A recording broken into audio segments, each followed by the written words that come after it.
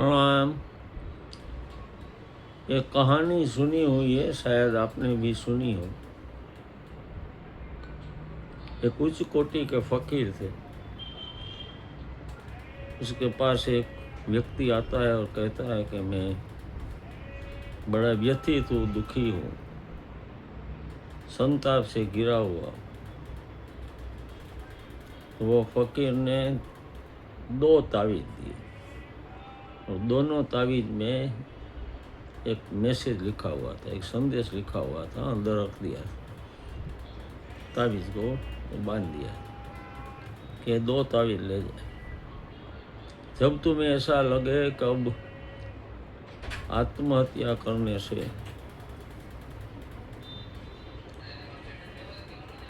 कोई रास्ता नहीं है,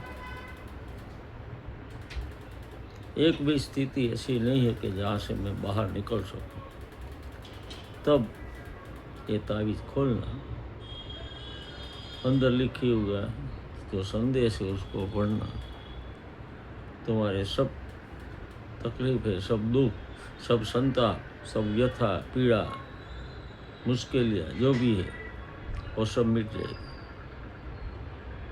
खुश होता हुआ वो घर पर गया।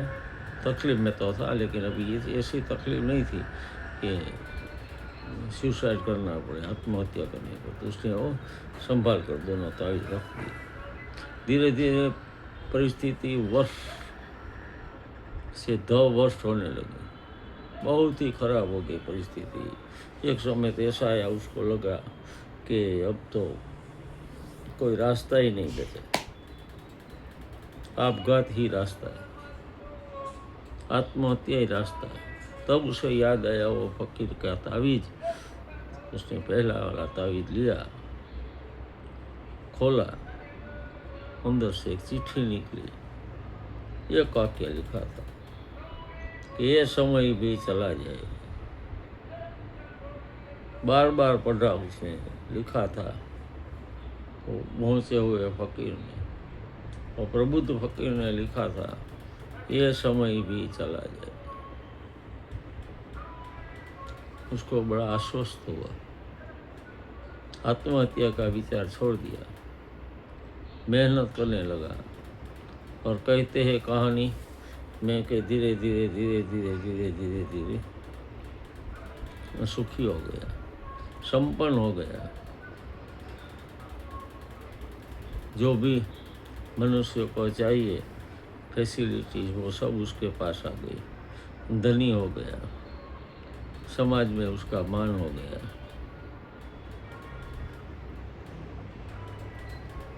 आत्मसंतोष से जीना लगा, वैभव में जीना लगा।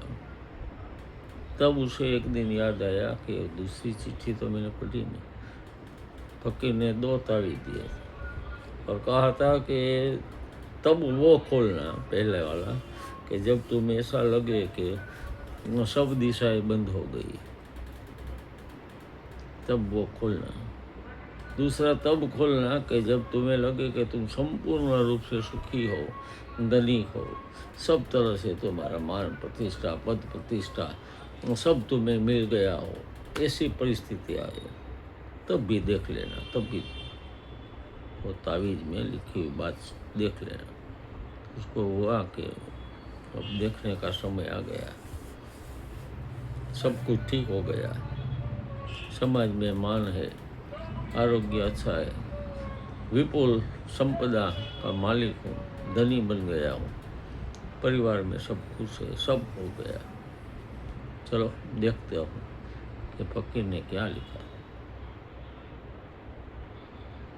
बड़े भाव से, बड़े प्रेम से दूसरा तावीज़ खोला, अंदर से चिट्ठी निकली। उसमें भी एक ही वाक्य लिखा हुआ।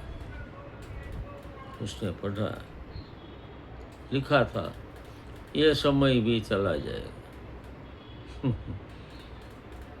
पहले वाले तावीज़ में लिखी थी बात, वही बात यहाँ लिखी। वो सोच में पड़ गया। लेकिन समझदार आदमी था, साधक कक्षा का था। उसने सोचा कि सही कहा, ये समय भी चला जाए, जैसे वो समय चला गया ऐसे ये समय भी चला जाए। जो भी परिस्थिति हो उसमें संतुष्ट रहना, आनंद रहना, परितृप्त रहना, वो समझ गया। कैसा सुखी संदेश। एक ज्ञानी मित्र ने मुझे कहानी सुनाई, मुझे लगा कि उसका भावार्थ बड़ा अच्छा है, बहुत तरह से ये उपयोगी है हमारे जीवन में भी।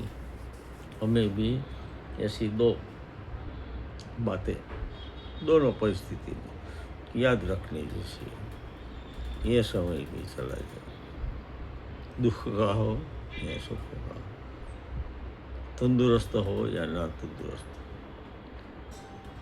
हेल्दी हो अनहेल्दी हो, वेल्दी हो अनवेल्दी हो, जो भी है, पीड़ा है ये है वो है,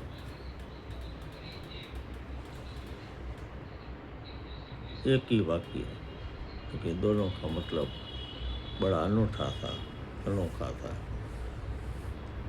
मुझे लगा कि आप सबके साथ ये बात मैं शेयर करूं, आप भी याद रखें, यह समय भी चला जाए। प्रणाम, जय अरुणाचल।